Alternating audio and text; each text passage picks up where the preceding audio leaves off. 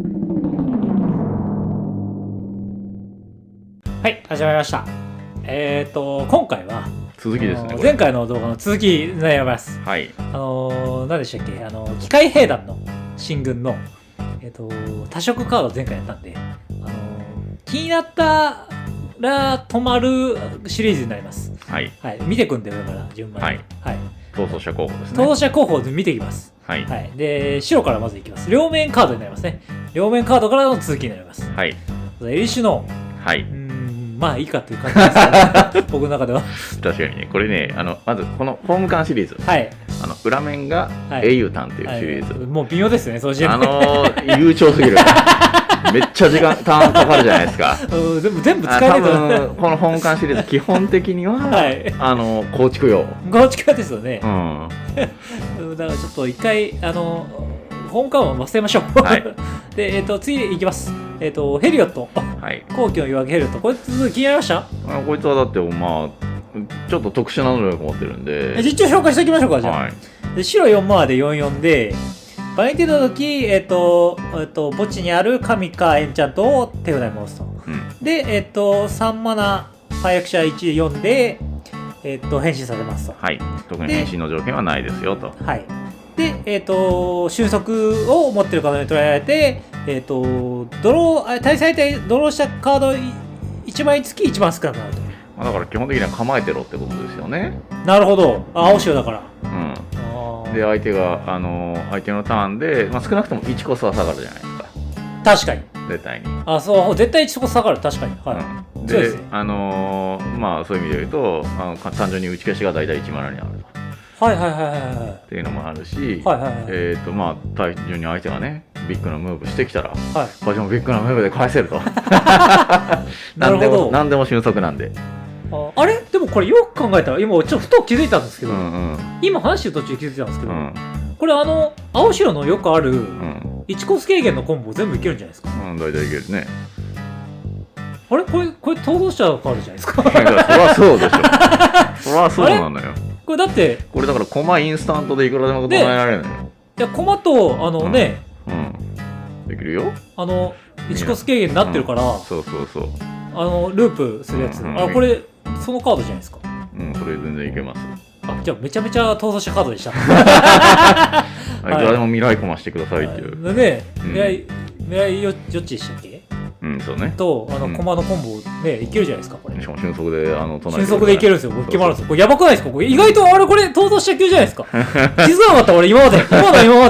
いやこれあなたが呪文を唱えるインスタントかソーサリーだと思ってたんで。そう呪文を唱えるだけですね。いけるじゃないですか。やってるですよこれ。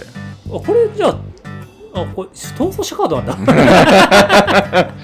まあ置いときまして次行きますか。はい。あと次は飛びまして自宅しやす。はい。これホームカンシリーズですが、こいつはちょっと気になるね。気になるんですか？なるほど。でも気になるけど、表面だけ？表面が気になるっていうか、デッキの中に入れるカードとしては気になる。なるほどね。ちょっとね、やっぱり逃走者に指定するには、英雄譚が悠長すぎて。じゃあ英雄譚は紹介しませんが、表面が、マナ総量が3以上であるクリーチャーでない呪文を唱えたびワンドローが気になると。これはワンチャンあるんじゃないかということですね。ワンチャンあるんじゃない。裏面も強いんでね、一応効果は。説明します？説明しますか？一応、5マナー55で、今の能力で5法についてて、4マナーで、こいつを通報して、それと7マナー以上、7枚以上手札にあると通用できると。ケフネトみたいな、なんかね、ちょっと起動しにくさみたいなね。で、変身しますと、まずそのまま、7枚手札にある枚数カード引けると。倍になった。で、上限なくなると。多分15枚ぐらいこの時点であれど、手札が。で、ファイレクシア以外オールバウンス。大体盤面もなくなったと。で、全治だと。はい。ここまでいけばね。ここまでいけばねっていう。カジュアルだったらワンチャン。カジュアルだったらワンチャン。入れるとしたらワンチャンいいんじゃないかと。一応あとは増殖すればこの英雄譚のところって進められるんで。なるほど、なるほど。はいはい。次行きますか。はい。進行のデネローナ。これもちょっと気になったんですけどね。2マナー13で、伝説呪文を唱えたび、アンタップする。で、ルーティンできると、タップで。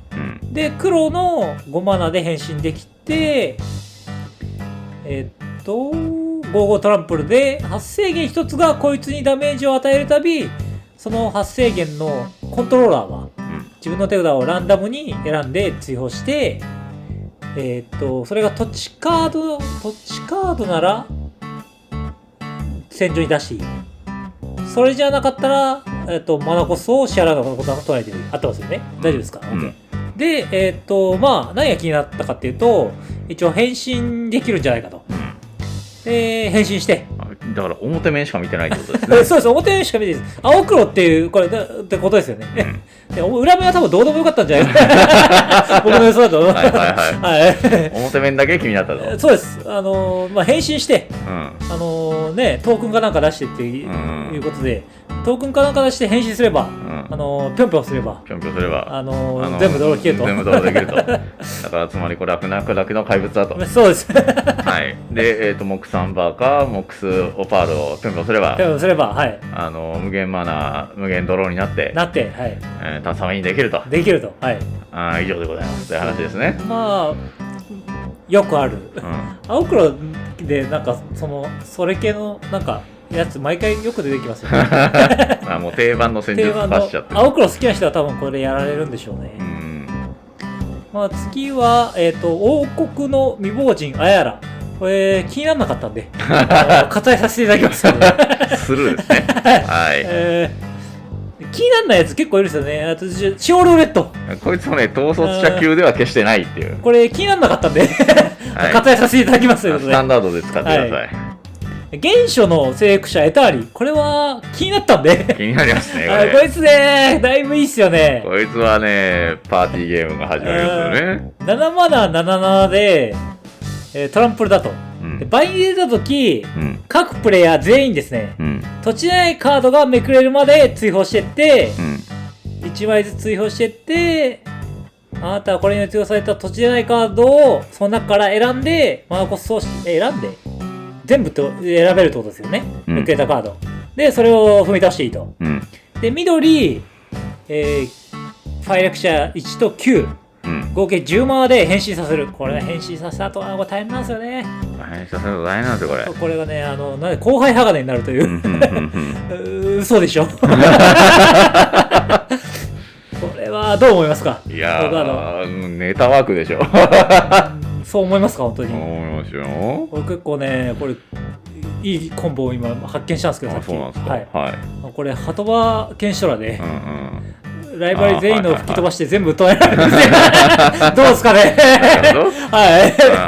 だからワンチャンだからグルールのジェネラルとしては結構優秀まであるかもしれない。ちょっとなんだっけサティロスを超えるかもしれない。サティロスは超えるでしょうね。サティロスは超えるんじゃないですかね、さすがに。いやほらでもあいつ場に出せることが重要なんでね、ガリアね。はい。これ結構今いいんじゃないかなと思ったんですけど。なるほどね。はい。なんなら食物連鎖でもそうなんですよ。食物連鎖でもいけるんですよ。いけるね。食物連鎖すくいでいけるよね。いけますよね。いける。なんかありなんじゃない？いいじゃないですか。よくないですか。相手の全部唱えたらなんとかなるし、相手のライブラリそもそもなくなってるし、土地以外追放されちゃう。土地しかないデッキでは戦えないと。しかも下に送るわけじゃないんだこれ。で、じゃあライブラリ多分土地出ないカードめくられるまで追放なんで、多分全部なくなりますね、最終的には。そうですよね。土地だけになったら追放してって、そうですね。ただライブラリなくなります。なくなるね。なくなる。結構僕はちょっと狙ってるんですけど。なるほどね。なるほど。ちょっとあるなということで。で次ウラブラスク。これはホーム感ですが、これはねゴリゴリの C ですね。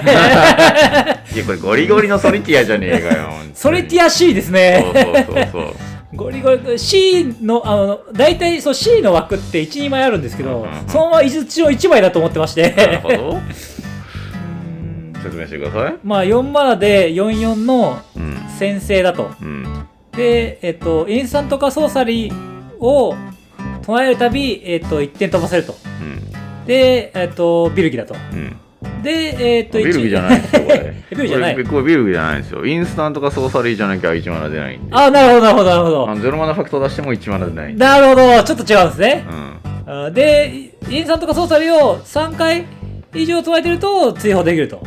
でもこれ裏面になる条件は簡単ですけどなるんですかみたいなね、これ裏面は紹介しません。いや書いてあること自体裏面も強いけどね。でも盗撮者では使えません。そうね。これだってピン除去を逃れるためにこれ一応は使いますからね。もうその状況はもう勝ってる状況だと思うんですけど。そうだね。で、どうするんですか？まあ印刷を無限ストームするんじゃないですかね。基本的にはそうですよね。そうですよね。そうですよね。でこれで無限ストームすれば勝てるし、大体だから1マナワンドローみたいな大量に入る。大量に入りますよね。これだって一応1点与えるからね。1点だからそのベルギーと違うところは、注ぎ口にそもそもなってるから、そもそもなってる。まあどっちが強いかって微妙ですけど、もう同じぐらい強いことは間違いないですよね。そうね。でもベルギーとほぼ同じ出来になりますよね。だから俺らは紹介するのをやめたっていうデッキ紹介しようかやめたっていうベルギーと一緒じゃんっていうことで、ほぼ一緒になる。で4マーなんで、デュエルロータスで出せないんですけど、まあでも2ターン目に5マナ出るんですよ、赤って大体。そうね。そう5マナ出たタイミングで4マナで1マナ残るんで、ってことはそこから1マナからコンボいけるんで、要は2キルのコンボのデッキになりますかね。1ターン目に出ることもあるでしょうしね。でちょっとボリンクレックスになりますけど、これ次どうしますか？いきますか？するになりました。それにも言うからちゃんと。いやポルクラノス、こいつどうしますか？ちょっと一応見てみようかな。見てみます？一応見てみようかな。3マナ4、これトリプルシンボル3マナ4号到達。まあいたって波のスタッツ。波じゃないですよ。3マナ4号到達って相当強いですよ。スタッツでかくね。確かに。白ファイレクシアと6で変身できると。まず色がねセレズニアだっていうところにね気になった。やばさを感じるというか弱そうっていう。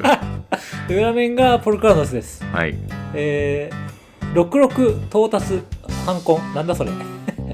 でお亡くなりになるとお亡くなりになるの、はい、お亡くなりになるとだからこれあなたがコントロールしていてこれでないですもんね。トークンでもこれでもない。ハイドラがハイドラがお亡くなりになるたび33の到達のハイドラが33これ部族王ってことじゃないですか。種族王ハイドラ種族王ハイドラタンが待って表こいつハイドラじゃないんじゃないの？そうハイドラか。ハイドラか。だからハイドラタンは今まで緑タンしか組めなかったのが緑白が可能になるほど。だからなんやっていうね。それが気になったと。なるほど。次のカードいきましょうか。もうないかな。以上ですね。両面カードは以上になりますね。はい。あとは逃走者のカードですね。逃走者デッキのカード。まずナヤカラーなんだこれ。魂を呼び覚ますもの。オーケン。はい。これとは上川出身でしょうね、おそらく。100% 上川ですね。三女っていう能力がついてまして1で、これクリーチャーがこいつが戦場に出た時1日カウンターをまずどっかに乗っけますと。それが他のクリーチャーだったら、下の能力が付与されると。合ってますよね。合ってます。でこいつがコンバットするたびクリーチャー1体を対象としてその上にある1日カウンターを2倍にすると。その能力が付与されると。でパワー2以下であるクリーチャーにはブロックされないも付与されると。どうですかこいつ。いやすごいパンチ力だね。なるほど。考えて、こいつの上にちょっとプラス11カウンターが乗ってるかどうかはちょっと別として問題はあるんだけど、乗せるようにしないと乗らないから出るじゃないですか。で他のやつの上にカウンター1個乗せますよね。でそいつアタックできる状態だとしてだから2体カウンター倍にできるのよ。なるほど。2回倍にできるんだよ。なるほど。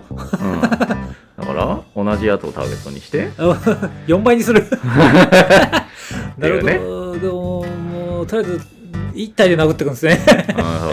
そうなんだオーケンで殴るだろそれはっていう話で。なるほど。すごいサイズになるよ一瞬で。確かにそうだな。こいつにカウンター乗っけてって投したダメージ狙うってことか。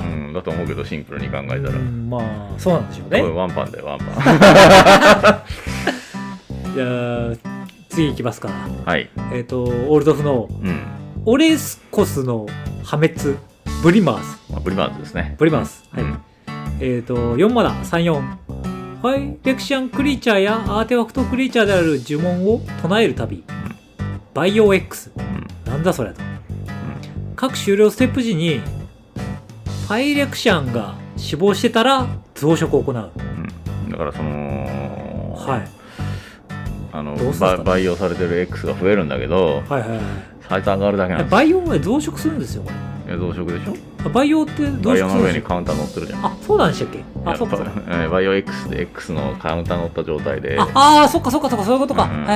ぶっちゃけこの能力だったら最後増殖じゃなくて居住の方がいいんじゃねえかぐらいの。でも居住だとダメだ、死んじゃうんだ、培養トークンは。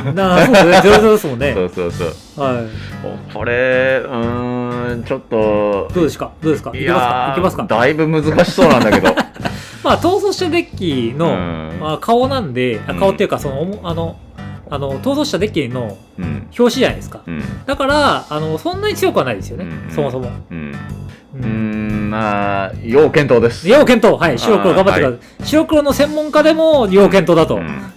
だから、あんまりおすすめではないと、買うのは。普通に考えると強くない。なるほど。じゃあ次行きましょうか。グレムリンの振動、ジンバル。ティムール5マナ、44。あなたがコントロールしているすべてのアーティファクトクリーチャーはトランプルを持つと。あなたの終了ステップの開始時に赤の00のアーティファクトがトークンが1体出て、11カウンターを X トークン。X はあなたがコントロールしている名前の異なるアーティファクトトークンの数に等しい。なんだこれ。これだいぶややこしいこと言ってるというか、その X でかくする方法がかなり少ないというか。確かにな。しかも別に、これ1体出るだけだからね。そうですね。仮にバカでかいのになったとしても、1体出るだけなんで。俺ら、収録されてるカード知らないんで、見ないで言ってるじゃないですか。収録されてるカードになんか、加盟なるカードがあるのかもしれないですよね。ないやろと。だって普通に多分トークン並べて殴るだけでしょ、これ。そうっすよね。トランプルもつくし。っていうデザインになってると思うんだけど。なるほど。どうしたらいいのかはちょっと皆目見当がつきません。忘れましょう。はい。強いて言うなら、ウルザのトークンとか、構築物、トランプルつくんで、殴ってくれと。なるほどね。構築物か。感じだと思うんだけど。じゃあ次いきますかね。次は壊れた後輪カスラ。これはリクエストいただいてまして、これリクエストは答えるんですよね。やる予定なんですけども、こいつ一応5マナの6マナのジェスカイで54召集、で飛行警戒速攻、で召集を持っていてこれでないカードを捉えるたび戦術に行いカード1枚引く。どうしますかって召集、今回何が収録されたのかちょっとまだ見てないんですが、一応召集のカードそのものは今回たくさん収録されたんで増えましたが、召集っていう呪文そんなに多くないです。そうですよね。この緑じゃねえっていうそもそもそう一番召集してほしい緑が入っていないという問題がありまして、難産になる可能性がございます。パッと思いつくのがその開花なんですけどね。そういうやつね。呪文唱えたらほにゃらら。多分逃走者デッキのデッキ3-4なんですよねこれ。なんででも多分強くても5-6にしかならないデッキなんで。7には大体のできるんで。じゃあ頑張りましょう。ということでちょっとカミングスーンということでよろしいですかね。次行きましょう。ダルファーのシダジャバリー合ってるか。ジャバーリー。エスパー4マナ。これ久々に移行来ましたってね。移行 4-3 で移行。移行は何ですか？騎士で攻撃するたび移行。なんだ？攻撃するたびルーティンできる。シュンってなる、ルーティンできる。シュンってなるってね。でもこれは移行がね、移行メカニズムはねぶっ壊れだったからちょっと略した。ちょっと調整されました。とりあえずどこに移行っていうのはどこにいても言わすんですよね。逃走者領域でも戦場にいても墓地にいなきゃいい。墓地以外に行けば移行は言わすると。追放領域にいてもダメなんだけどもちろん。ダメだな。追放領域の場合は逃走者領域に移るから。墓地に行くこともないでしょ基本的に。確かに。で能力4-3の飛行先生。でこいつがプレイヤーに戦闘ダメージを与えるたび、墓地にある騎士を釣る。はい。はい。なるほど。まず騎士カードを確認しようかなみたいなね。一応ほらだからデザイン的には、ルーティンすることで墓地に基地が行ってるはずだから、なるほど、そういうことか。それを釣ってくれっていうデザインなんだけど、まあ騎士が何いるか確認しようかなみたいな世界の話ですよ。まあ騎士か、黒の騎士とか白の騎士は結構いますよね。青の騎士はあんま聞いたことないですけど。ただリアにするほどの騎士がいるかどうかはちょっとっていう。なるほどなるほど。まあ純粋に数の暴力にするのかもしれないし。あとこれ種族王で。いやいやこれ。騎士って言い出す。いやこれ種族じゃないんで、これ職業だ。ああそうなんだ。でもまあ人間って言えば。まあ次いきますかね。はい。次は2枚目ですね。いわゆる中に入ってるカードですね。中に入ってるカードが実は強いっていう説がありますよね。一応ね。はい。でこのエレンこいつはエレンダとアゾール。はい。これ注目されてましたよね。いやこいつどうにかなんねえかなって思ってんだけどどうにもならなさそうながエスパーの、6マナ、66飛行5保護2をこれが攻撃するたび3X、支払ってよい、そしたらカード X 枚引く攻撃するたび、なるほど。スイークのページですね。つまりアゾールの方で各終了ステップを開始時4点ライフ、各終了ステップなんで、全部の終了ステップ、4点ライフを支払ってもいいと。なるほど。でそしたらこのターンあなたが引いたカードの枚数に等しい数のハンコを持つ吸血鬼を出す。なるほど。それ各終了ステップっていうけど実質自分のターンの終了ステップしか多分誘発しないですよねみたいなね。そうですよね。引けないですよね相手のターンに。これしかも6マーで66で飛行で出して、殴った時にドローの油圧があって。これって移行の方が強いですね。いやそりゃそうでしょうね。いやそうだと思いますよ。逆のパターンだとちょっと厳しいんじゃないかなって思ってるんだけど、なんとかならんかなとも思ってるっていうね。だからこれ移行で多分商品を売りたかったから、弱い方を中に入れたということになれるんですかね逆に。なりそうな気がします。そうですよね。ちょっとこいつは弱いパターンだったと。次が白黒モイラとテシャール。はい。5マナ4号飛行。あなたが歴史的な呪文を唱えるたび、テシャールですね。あなたを墓地にあり土地でないパーマネントカード1つ与えたうちそれを戦場に出すテシャールですね。それは速攻 L。次の終了ステップにそれを通用する。それモイラですね。それが戦場を離れるなら通用する。通用する。なるほど。だから悪用はできないと書いてある。なるほど。どうしますかこれ。これ弱いっすよ。これ弱いっすか。これ弱いっすよこれ。さっきのよりはまだいい気がするんだけど。いやさっきの方がまだワンチャンある。そうなんですか。これ弱いんだ。いやっていうかこれモイラマゼンな状態になっててテシャールそのものの方が強い。そうでテシャールをとりあえず白黒にしたかったってことですよねこれ多分。そうね。でモイラ混ぜちゃったんだけどそしたらもうリアにするって書いてあるだけになっちゃったっていうね。これ歴史の呪文だから繰り返しできないのよ。なんでできないんですか。いや追放されちゃうから。そうか。釣ったやつが悪用できないデザインになっています。調整した結果弱くなったという、そうですね。ちょっとこいつの使い道はってなってるっていう。なるほど。じゃあ次のカードに渡していただきます。次ティムール4マナのラシュミとラガバンになります。ラガバンって書いてありますよ。ラガバンが入ってるから期待できますね。期待できます。24ですね。能力はなし。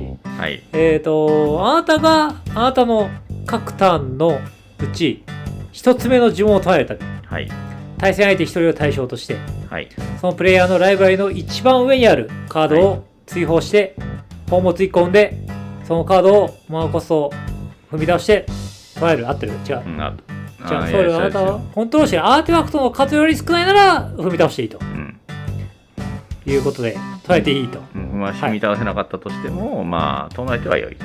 唱えてもいいんだ。なるほどね。マーコス払って唱えればいい。ちょっと足りなかったら。で、どうですかね、こいつ。アドットは書いてあるんだよね、アドットは。アドって書いてあるんですね。アドットは書いてある。僕はふと、先日フライデーに来た方がちらっとおっしゃってたのを聞いて、あれこれもしかしてと思ったんですけど、無限ブリンクしたら。無限ブリンクしても何も起きないでしょ。なんでしょう、ハトバと、ケンシトラン。無限ブリンクしたら。無限ブリンクしたら、だから無限マナーになりました。ハトバとバリ。無限マナーになりましたよ。でどうするんです？でこれ各ターンこれ1回入れ替えてるから、1回目の呪文なんじゃないかっていう俺は思ったんですよ。思っちゃいました。思っちゃいましたか。はい。そしたら1つ目の呪文って書いてあって、ターンの1つ目の呪文って書いてあって、そうなんですよね。はい。安全ピンがついてますねこれ。これダメですね多分。全く機能使えなそうでした。アドって書いてあるんだから単純に。単純にね、でもこれ、相手依存って書いてあるんですけど。そうね。まあそう確かにアドですよね。単純にアドって書いてある。だから相手をライバルから一番引けるってことですよね。そう。自分を捉えたら1回1回。そう。別に弱くはないと思う。確かに。普通にアドゲンとしては優秀だと思う。でもこの色でコンボってありますか？これ勝てるコンボ。キムールでなんかこいつでコンボ勝てるコンボあります？別に汎用コンボ入れるんでしょう結局。無限装置は脱出するんじゃないですか？脱出する。なるほどね。脱出して思考停止するんじゃないですか？人のでもいいですしね。そう。人の脱走でもいいですしね。人の脱走でもいいんで。いや人の脱走狙って取るのは難しいぞ。確かに。次行きましょう。聖トロフトとレムカロラス。ジェスカイ。3マナ。3、4。これがタップ状態になるたび。このターンで初めてこの能力が解決されるなら、赤の11のトークン、人間トークン1。なんか知らんけど、インストラードの人間は赤なのよね、結構。そうなんですね。2度目なら、青の11スピリット、飛行。3度目なら、白の44天使。召集を持つ呪文を捉えたび、これアンタップする。はい。どう思いますかこれ？いや全然全くピンとこないですね。全然ピンとこないこれ、確かに。まあただ無限アンタップしても3個しかトークン出ねえんだ。そうなんだよ。どういうことですかね。だから別に無限アンタップする必要性はないということですよね。ないですね。じゃあどうやってことですか？よくわかんないよ。3体出るけどみたいなね。殴ってくんですかね、そう考えたら。いやよくわかんないねこいつ。3回アンタップするみたいな。いやなんかねこの能力ね確かに類例はないと思うのよ正直。なるほどね。多分こんなわけわかんない能力書いてあるの初めてだと思うんだけど、だからといって何に使うのかはちょっと現段階ではよくわからない。なるほど。で次がシャライとハラーになりますね。これはもう知っている方もいっぱいいらっしゃると思うんですけど。今回注目の逃走者はこいつだと思ってるんですが4マナ33、飛行警戒、ナヤカラーの、でこの年はクリーチャー1体の上に1個以上の一時カウンターが置かれるたび対戦相手に、その点数のその個数に等しい点数のダメージを与える。1枚コンボがいっぱいあると。いっぱいあるねこれいっぱいあるよ。いっぱいあるようにクリーチャーコンボだよこれ。まあ僕はツイートしたんですけど、どう考えてもこいつは最強なんですけど、大体入るカード想像つくよねっていうことで、紹介を避けたんですけどね。ちょっと後日紹介されるかもしれません。本当ですか？されるかもしれない。いやわかんないけど。ほら要望があればみたいな。そうですね。リクエストがあればどんな中身になるのかっていうのは紹介したけど、でも大体わかりますよね。大体ナヤだからね。ほぼナヤだよ。何でしたっけ？レッドテラーでしたっけ？とあと戦争の精霊とあとヘリオットがコンボなんでしたっけ？そうだね。全部クリーチャーだから。クリーチャーサーチしやすいっていう、めちゃくちゃサーチしやすいし、ヘリオットに至ってはもはや出てきたのを妨害もできないっていう。なんで妨害できないんですか？エンチャントエンチャントだから。確かにクリーチャークリーチャーとして唱えられて出てきてってなるってね。そうですよね。打ち消しも微妙ですしね。打ち消すと大変ですしね。多分こいつの咎め方としては、僕の予想なんですけど、クリーチャーサーチを打ち消すだと思います。まあね。そうね。分かりきってるからね。来るのが。戦い方としては、アドバイス的には。クリーチャーはもうほぼ打ち消さないんで、エラダメの呼び声とか打ち消さなきゃダメだと。そうです。それは間違いない。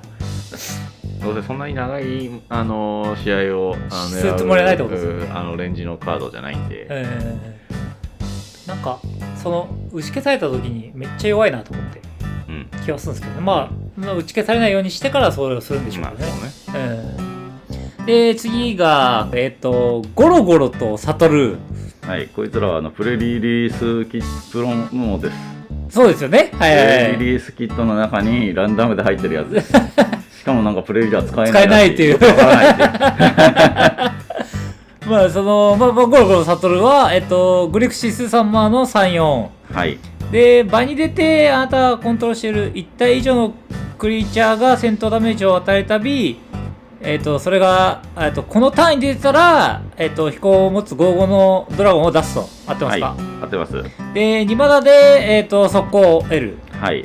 すべてのクリーチャー。あなたはコントロールしてすべてのクリーチャー。はい。はい。こいつ結構強いと思ってるんですけど。そうなんですね。僕は分かんなかったんですよね。まあ色はいいじゃないですか。まあ色は最強ですよね。当然いいですよね。はい。でこの色クリーチャー展開基本弱いじゃないですか。弱いですね、確かに。はい。ところがこいつ結構55を出せるっていうところが。なるほど。はいはいはいはい。要は別の勝ち軸を用意してくれてると。なるほどなるほど。ということで実は結構強いんじゃないかと思ってて。であと一応この書き方だと。はい。複数体同じプレイヤーにダメージ与えても1体しか出ないんだけど、なるほどなるほど。3人に与えると3体は出ますから。あ、そうなんですか。そうなんですね。なるほどなるほど。速攻がどこまでいるかってことですよね。そうね。はい。まあなんだろう、トークン生成して全体にパンチできるようなやつとかがいると。トークン生成して全体にパンチできる、例えばラブルマスターとかですか？ラブルマスターだと1体しか出てこないからね。1体しか出てこないから。あれだけど、まあ例えばチャンドラとか。チャンドラってどのチャンドラでしたっけ？3マナのチャンドラとかだと2体出るじゃないですか、エレメンタル。そこで。はいはいはいはいはいはいはい。なるほどね。まあなんかそういうのをちょっと探すと、まあいいかもしれないなと思って。はいはいはいはい。もちろんそのカード自体が弱かったらあまり意味ないんだけど。僕がいいと思った速攻のクリーチャーは、ラナリーとか、カサブタ族とか、なるほどね。赤の普通の速攻をそもそも持ってて有用なクリーチャー。赤タンタッチ青黒みたいになりますけどね。いやでも多分そんなアプローチになると思うよ。まあ楽しそうじゃ楽しそうですよね。はい。まああとガチタックでも意外とカラーマーカーとして速攻何体か入れてブリーチ寿司握るみたいな構成でも。でもいけなくもないですよね。殴っていけるっていうのがすごいメリットなんで、ドラゴン出てきていきなり殴ってって減らしていけば、結構メリットなんでワンチャンあるかもしれないっていう感じですかね。そうですね。はい。で次がカテルダとリーヤ。はい。バントの33マー33。はい。あなたが人間呪文を唱えるたび、インスタントソーサリー墓地からフラッシュバックできるようになると。はい。いうことでよろしいですかね。よろしいです。これどうします？これもう全く分からなかったです何にも想像もできなかったんですけど。これ分からんね。じゃあもう択数パターンになりますかね。はい、でもこれはでもこの並びにいるってことは何かもしかしたらワンチャンあるかもしれないっていう雰囲気が雰囲気だけが伝わってきますよね。はい。まあこれは分からないということで託しますということでね。で次がスライムフットとスクイ。はい。でこれはジャンドの3マナ33で場に出るたびか攻撃するたび1条苗木が出ると。はい。で4マナでその苗木をサクると墓地にありこれでないクリーチャーを、天井に戻す。はい。すごいですね。リアにできるみたいですよ。なぜかリアニがついてると。4マナで起動としてはいリアニができると。はい。どうですかね。しかもタップもないと一応。本当ですね。はい。何回もリアニできちゃいます、ね。はい。マナさえありゃ。ジャンドだから墓地にある鳩場釣ってくるみたいな動きできるってことですかね。まあできるはできますね。まあだから墓地にあっただからでも苗木をどこから調達するんだって話になりますけどその場合は。まあ確かに僕まあこの動画を通してもう最後の方ですからこの動画としては一番言いたいのは皆さんに一番言いたいのはまず食物連鎖かどうか確認してくださいという無限トークンですけどまあ一応ね。そうですよね。いや別に無限マナにすれば、いやまあ食物連鎖で無限マナにすれば一応出るし、一応救いとか使って無限マナにしなかったとしても無限出し入れは可能ですね、こいつ。そうなんですよね。この食物連鎖でだけで無限出し入れが可能だってことですよね。2個ずつ増えていくから、無限に出し入れできるから、無限出し入れの例えばコンボがいけるってことですよね。そうですそうです。はい。まあこいつはまあ結構強め、そう考えたら。まあ3マナ軽いしね。結構いい逃走者かもしれないですね。このラインナップ基本的に3色3マナで軽いんで、まあそういう意味ではまあ。で、飛びまして、残り2体なんですけども、これジャンプスタート収録の2体。こんなの分かんないですよ。忘れちゃいますよ。まず赤と緑ですが、赤からいきましょうか。はい。ラバーブリンクの英雄オーシオン。はい。で、こいつは4マナー33で赤ですね。で、2マナタップで、危機時期ができるんですかね。ソーサリーとして、それのコピーであるトークンを1体生成し、速攻モールだ。そうですね。危機時期ができますね。まあ、伝説でないはついてないんで。伝説で、危機時期も伝説でないじゃなかったでしたっけね。いや、伝説でない危機時期はついてる。こいつは伝説もいける。伝説もいける危機時期がだ。なるほど、なるほど。で、3の6だから9マナタップで、5体それがいけちゃうという。すごいよくわからない効果ついてるよ、これ。5体いったら、まあ、何かしらで死ぬでしょ。わからんけど、みたいな。ハトバとかハトバとか5体コピーしたら大量の宝物が出るけど、その後どうしますっていう。どうするんですかね。確かに。でもね、ちらっとおっしゃったのを聞いたんですけど、ミネの恐怖5体出しましょうよ。ミネの5体出たら何点出るんですか。も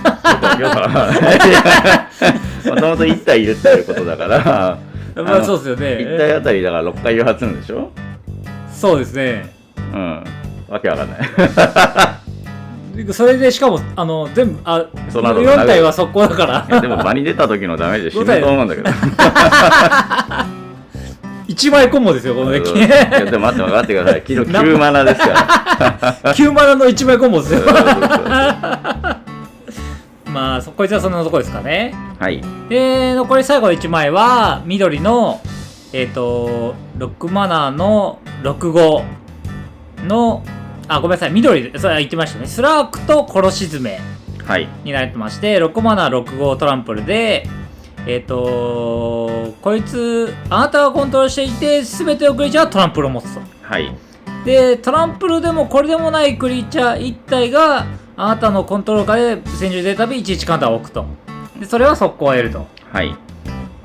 で、これ、緑なんで、無限出し入れで勝てますよね、これ。まあ、無限出し入れして勝てと、ほぼ書いてある気がしますが、はい。しかも、緑単で成立しますからね、これ。珍しいですよ。珍しいですね。これ多分お初。ルナーディのやつよりも簡単にこいつ達成できるっていう。トランプル、そうっすよね、ルナーディより簡単に達成できるし、これ、トランプル持ってるってのがでかいですよね、すべて。でもまあ、トランプルを持つ、全体トランプルを持つって、緑であんまないですよね。全体トランプルを持つはそれなりにいるんだけど、下の効果がいない。下の効果はいないのか。そこを要は全体に実質的に付与してる状態だけど、出てくるやつに関してはになります。そっちの能力が一応いない。そうなんですね。出てくるやつが11で速攻になるっていうことで、なるほど、そうなのか。僕の想像してたのと違いました。長波の中心内臓です。確かに。まあそんな感じですかね、今回は。はい。多分これで終わりかな、今回は。終わりです。はい。まあ以上が機械兵団の新軍のこのフリートーク会ということになるんですが、はい。一貫して一つまとめとして言えるのは、よくわからんカードばかりだ。これはね、逆に、ファンはね、くすぐられてると思うんですよ。いや、そうね。俺今日の話で言うとヘリオットに可能性を感じたわけなんだけど、ヘリオットってどっち？あっちですよね。青潮ですよね。びっくりした俺も。あれヘリオットあれと思って。あれこいつ逆にめっちゃ強いじゃんと思って。だって公開されて結構経ちますけど、俺は切れたの今ですよ。遅くねって思われてる可能性あるよ。めちゃくちゃ前に公開されてますからねあれ。そう大丈夫かな、合ってたかなみたいなね。後でチェックしたから、ね、チェックして入れといてください、なんか問題あったら。まあということでめちゃくちゃ統率者のセットになってますんで、まあね、数多いよ、伝説のクリーチャーの。めちゃくちゃ売れ行きが怪しい。怪しくて、日本でこれ安いなっていう感じになったら、海外で売れてるんですね。買いかもしれないですね。バルダーズゲートぐらい値段下がったらバルダーズゲート状態になる可能性がないとは言えないな、これ。なりそうですね。ないとは言えないな。これゴリゴリの統率者セットなんで、統率者需要で買うない限りは、売れないんで、結果日本語はあまり売れないかもしれないと。でも逆に統率者やりたいって人はこのセットね、おすすめですよね。面白いと思うけどね。めちゃくちゃ楽しそうではあるんですけど、ちょっと楽しいに振り切ってる感じがするよね。そうですね。海外ではめっちゃ売れるでしょうね。そうそう。まあそんな感じで今回の動画をまとめさせていただきたいと思います。皆さんやってくださいということで、今回の動画は以上になります。おしまい。